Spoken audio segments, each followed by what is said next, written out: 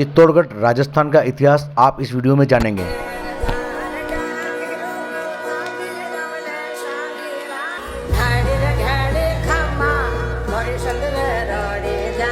मैं चित्तौड़गढ़ बोल रहा हूँ, त्याग और बलिदान का प्रतीक। हाँ, मैं वही चित्तौड़गढ़ हूँ जो कभी मेवाड़ की राजधानी हुआ करता था। मैं मेवाड़ की राजधानी रहा, लेकिन मैं कभी किसी के अधीन नहीं रहा। मेरी मिट्टी के कण कण में शौर्य और बलिदान की खुशबू आती है। मैं शक्ति, भक्ति, त्याग और बलिदान की धरती के रूप में जाना जाता हूँ। मैं वही हूँ जिसके आंचल में महाराणा प्रताप खेले, सती मीराबाई ने भगवान की भक्ति की और तो और चित्तौड़गढ़ की रानी पद्मिनी ने अपनी लाज बचाने के लिए जौहर किया था। मेरा जन्म आज से लगभग 1500 साल पहले मौर्य वंश के शासक चित्रांगन मौर्य ने करवाया था। उस समय मैं चित्रकूट के नाम से जाना जाता था। जब खिलजी के बेटे हिजर खां ने राज किया तब मेरा नाम हिजराबाद रखा गया था।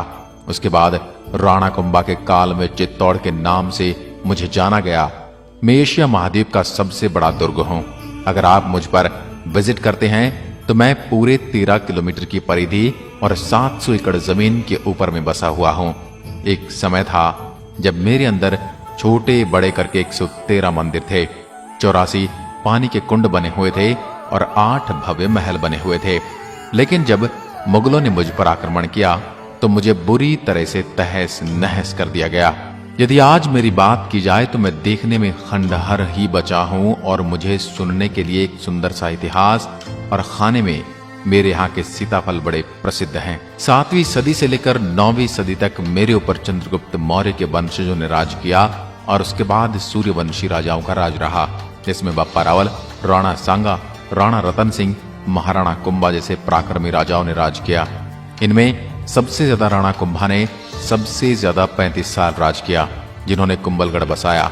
9वीं शताब्दी से लेकर 16वीं शताब्दी तक मेरे ऊपर मुगलों ने 27 बार आक्रमण किए, जिसमें से 24 आक्रमण राजपूत सेना ने जीते और 3 हमले में मुगल विजयी रहे और उन्हें 3 मुकाबलों में से 2 मुकाबलों में यहीं की मेवाड़ राजवंश की आभा मेवाड़ की महारानियों ने जौहर किया।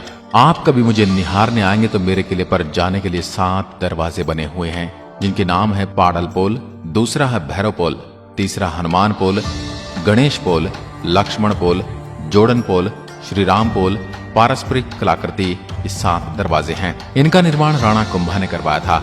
जो मुख्य दरवाजा है वह युद्ध के मैदान की तरफ है, जिसको सूरज पोल के नाम से जाना जाता है। जैसे ही आप किले की चढ़ाई पूरी करते हैं तो आपको सामने की तरफ कुंभा महल दिखाई देगा। ये वही महल है जिसमें महाराणा प्रताप के पिता उदय सिंह का जन्म हुआ था और वहीं मां पन्नाधाय ने उदय सिंह की रक्षा के लिए अपने बेटे चंदन सिंह का बलिदान भी दिया था और अपने बेटे की मौत के वियोग को अपने सीने में दबाकर उदय सिंह को लेकर कुंभलगढ़ पहुंच गई थी। इस महल में एंटर होते ही अस्तबल दिखाई देता है, जहां राणा कुंभा के 7 घोड़े बंधा करते थे और सामने ही झरोखे बने हुए हैं, जहां से राणा भगवान सूर्य के दर्शन करने के बाद ही अन्न जल ग्रहण करते थे।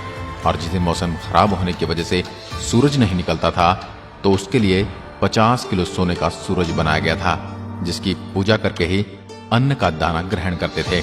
इस महल में 2 भाग बने हुए हैं, जिनको जनाना और मर्दाना के नाम से जाना जाता है।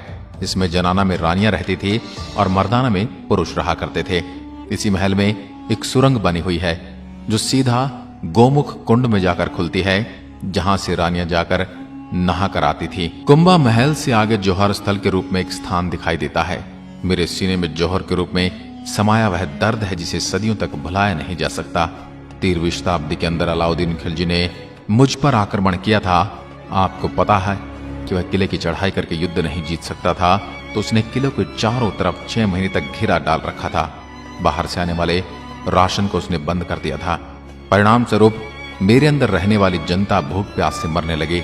जब यह खबर राणा रतन सिंह को लगी तो उन्होंने खिलजी से संधि करनी चाहिए, लेकिन खिलजी धोखे से उनको बंदी बना लेता है, जिसके बाद में गोरा बादल उन्हें छुड़ा लेते हैं। लेकिन राजपूत सेना ये युद्ध हार जाती है और उस समय मेवाड़ की महारानी पद्मिनी अपनी 16,000 सखियों, सहेलियों और दासियों के साथ में खुद को अग्नि कुंड के हवाले कर देती है और मेरी मिट्टी में समा जाती है। और उसके बाद में दूसरा जौहर हुआ 1534 के अंदर, जब बहादुर शाह ने आक्रमण किया। उस समय रानी कर्णावती ने 13,000 औरतों के साथ जौहर किया था। पहले एक कुंड की तरह था, लेकिन आज वहां मिट्टी डालकर गार्डन का रूप दे दिया गया है। सिर्फ एक हवन कुंड रखा है, जहां एक निश्चित दिन मेवाड़ के वर्तमान राजा आकर हवन करके जिन्होंने जौहर किया था उनकी आत्मा की शांति की प्रार्थना करते हैं। उसके बाद तीसरा आक्रमण अकबर ने किया था, वही अकबर जिसे आप द ग्रेट अकबर के नाम से जानते हैं। उस समय मेवाड़ के राजा थे महाराणा प्रताप के पिता उदय सिंह। उन्होंने चित्तौड़ का किला उनके सेनापति जयमल पत्ता के हाथों सौंप कर वहां से उदयपुर चले गए थे। उसी समय उन्होंने उदयपुर नगर बसाया था और जयमल पत्ता ने अकबर से लड़ाई करी और इसमें 8,000 महिलाओं ने जौहर किया था। और इस युद्ध के बाद अकबर ने मेरी धरती पर जो रक्तपात मचाया था, उसने आम जन को मार मार कर इस मिट्टी का रंग लाल कर दिया था। मैं इस दुर्दांत और इस आताताई राजा को कभी भूल नहीं सकता। जौहर कुंड के पास ही आपको विजय स्तंभ भी दिखेगा, जिसका निर्माण महाराणा कुंभा ने करवाया था। महाराणा कुंभा ने गुजरात और मालवा दोनों राज्यों को जीत लिया था। इसी की खुशी में उन्होंने विजय स्तंभ का निर्माण करवाया था। इसको बनने में पूरे 10 साल का समय लगा। उस समय इसको बनाने में 90 लाख का खर्च आया था। 122 फुट इसकी ऊंचाई है। इसके अंदर कुल 157 सीढ़ियां बनी हुई हैं और यह 9 मंजिला है और इसका आकार भोलेनाथ के डमरू के समान है। नीचे से 3 मंजिल चौड़ा है, बीच में 5 मंजिल संकरा है और ऊपर से 2 मंजिल फिर से चौड़ा है। मेरे राजस्थान पुलिस के बाएं हाथ पर इसी का सिंबल बना होता है। विजय स्तंभ के आसपास आपको टूटे फूटे खंडहर दिखेंगे। सब मेरे उस समय के मंदिर थे, जिनको अलाउद्दीन खिलजी ने रानी पद्मिनी के नहीं मिलने पर तोड़ दिया था और बाद के आक्रमणकारियों ने भी ऐसा ही किया। मेरे जौहर कुंड के पास में आपको एक शिव मंदिर दिखाई देगा, जिसका नाम समाधीश्वर मंदिर है। मेरे उस समय काल में रानियां पास ही बने गोमुख कुंड में स्नान करके भगवान शिव को धोख देकर जौहर में अपना आत्मदाह कर गई थी। उसके बाद जैसे ही आप थोड़ा आगे की ओर प्रस्थान करते हैं, आपको एक बड़ा सा मंदिर दिखाई देता है। यह मंदिर 1200 साल पुराना मंदिर है। इस मंदिर का निर्माण बप्पा रावल ने करवाया था। उस समय यह मंदिर विष्णु मंदिर था, लेकिन 1303 में अलाउद्दीन खिलजी ने पूरे किले को तहस नहस कर दिया था, जिसमें इस मंदिर को भी क्षतिग्रस्त कर दिया था। उसके बाद 1433 में राणा कुंभा ने वापस इस मंदिर को रिनोवेट करवाया था। अब इसमें राधा कृष्ण और बलराम तीनों की मूर्तियां हैं। मंदिर के बाहर एक छतरी बनी है, जिसमें काले पत्थर में आज भी विष्णु जी के वाहन गरुड़ भगवान की मूर्ति बनी है। पास ही आपको मीराबाई का मंदिर दिखेगा, जो कृष्ण की भक्ति का अद्वितीय उदाहरण है। यह मंदिर लगभग 500 साल पुराना है। चित्तौड़गढ़ मीराबाई का ससुराल है। यहाँ इसके राणा सांगा के बड़े बेटे राजा भोज के साथ मीराबाई का विवाह हुआ था, लेकिन राजा भोज की मृत्यु के बाद उनके देवर विक्रमादित्य ने उनके ऊपर बड़े अत्याचार किए, जिसके चलते मीराबाई महल छोड़कर चली गई। जब वह द्वारिका देश गए थे, उनको वहां जाते हुए तो सबने देखा, लेकिन आते किसी ने नहीं देखा।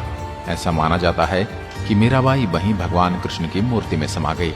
जो आज मंदिर के अंदर भगवान कृष्ण और मीराबाई की मूर्ति देखते हैं, तो वह मूर्ति 2002 में बिरला सीमेंट की मालकिन ने नया मार्बल का मूर्ति लगवाया है। जो ओरिजिनल मूर्ति है वह द्वारिकाधीश में लेकर चले गए। मुझ में थोड़ा आगे चलने पर कालिका माता शक्तिपीठ मिलता है।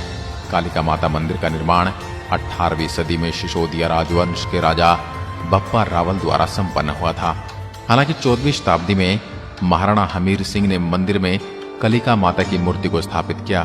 तब से यह कलिका माता के मंदिर के नाम से प्रसिद्ध हो गया। देवी कलिका वीरता एवं शक्ति का प्रतीक है। वह मेरी चित्तौड़ की रक्षक है। थोड़ा आगे चलने पर पानी के बीच में आपको एक महल दिखाई देता है, जिसे पद्मिनी महल कहते हैं और जिसको समर पैलेस के नाम से भी जाना जाता है। गर्मी के समय में 4 महीने रानी पद्मिनी इसी महल में रहती थी, क्योंकि उस समय एसी या कूलर तो होते नहीं थे, जो गर्मी के कारण यह जल महल बनाया गया था। वहीं आपको एक और महल देखने को मिलता है, जिसमें रानी पद्मिनी अपनी दासियों के साथ रहती थी, जो 3 मंजिला था, लेकिन आज खंडहर है। रानी पद्मिनी जल महल में नाव के द्वारा जाया करती थी और उस समय लकड़ी की नाव होती थी। आज के समय में मेरे यहाँ सरकार ने गार्डन बना दिया है, जिसमें आपको हर तरह के गुलाब के फूल मिल जाएंगे। थोड़ा आगे चलने पर आपको भीमकुंड दिखाई देता है। ऐसा कहा जाता है कि राजा महाराजा के शासन से पहले यहाँ पांडव आए थे और उस जगह पर भीम ने अपने पैर से पानी निकाल दिया था उसको भीमकुंड नाम से जाना जाता है। थोड़ा आगे चलने पर आपको सूरज पोल दिखता है, जो दुर्ग में आने का पुराना रास्ता भी है। यह 1303 में खिलजी ने आक्रमण किया था, तब इसी गेट पर चढ़ाई की थी। इस रास्ते पर भी 7 गेट बने हुए हैं। जब खिलजी ने आक्रमण किया था तब उसने एक एक करके सारे गेट तहस नहस कर दिए थे, जिसमें से 6 गेट पूरी तरह से टूटे हुए हैं, लेकिन जो सूरज पोल गेट है वो बचा हुआ है। सूरज की सबसे पहली किरण इसी गेट पर पड़ती है और इसका नाम इसी वजह से सूरज पोल है।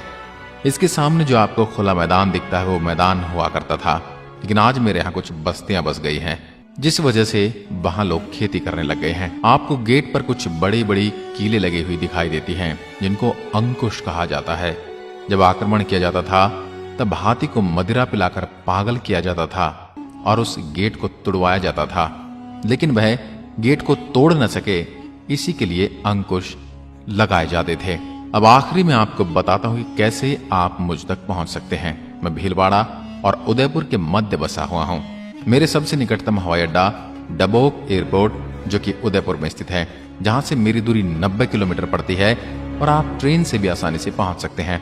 चित्तौड़गढ़ अपने आप एक रेलवे जंक्शन है, जहां लगभग हर शहर से ट्रेन उपलब्ध है। अगर मैं मेरे स्थानीय लोगों के खान पान की बात करूं तो यहाँ का सबसे प्रसिद्ध खाना दाल बाटी चूरमा है, जो काफी लजीज भोजन होता है और मेवाड़ के लोग अपनी मनोहार के लिए भी विश्व प्रसिद्ध हैं। यहाँ के उपयुक्त मौसम की बात करूं तो गर्मियों में यहाँ का मौसम बड़ा ही गर्म होता है और उस दौरान अधिकतम तापमान 44 डिग्री सेल्सियस तक जाता है। मानसून के दौरान रुक रुक कर होने वाली वर्षा के कारण हवा नम होती है। इस स्थान की यात्रा के लिए ठंड का मौसम सबसे उपयुक्त माना जाता है। तो ये थी मेरी आत्मकथा, जो त्याग, बलिदान और भक्ति से सराबोर है। मैं खुद को अत्यंत गौरवान्वित महसूस करता हूं कि मेरे पर उन शासकों ने राज किया जिन्होंने मुझे कभी दुश्मन के हाथों में नहीं सौंपा। दोस्तों, इसके बारे में आप क्या कहना चाहते हैं मेरी इस पावन मिट्टी को लेकर? अगर गलती से भी मेरे बारे में मैं कुछ भूल गया हूं तो मुझे कमेंट करके जरूर बताएं, और यदि आपको मेरी आत्मकथा पसंद आई है तो मुझे दूसरों तक भी पहुंचाएं। धन्यवाद। जय हिंद, जय भारत।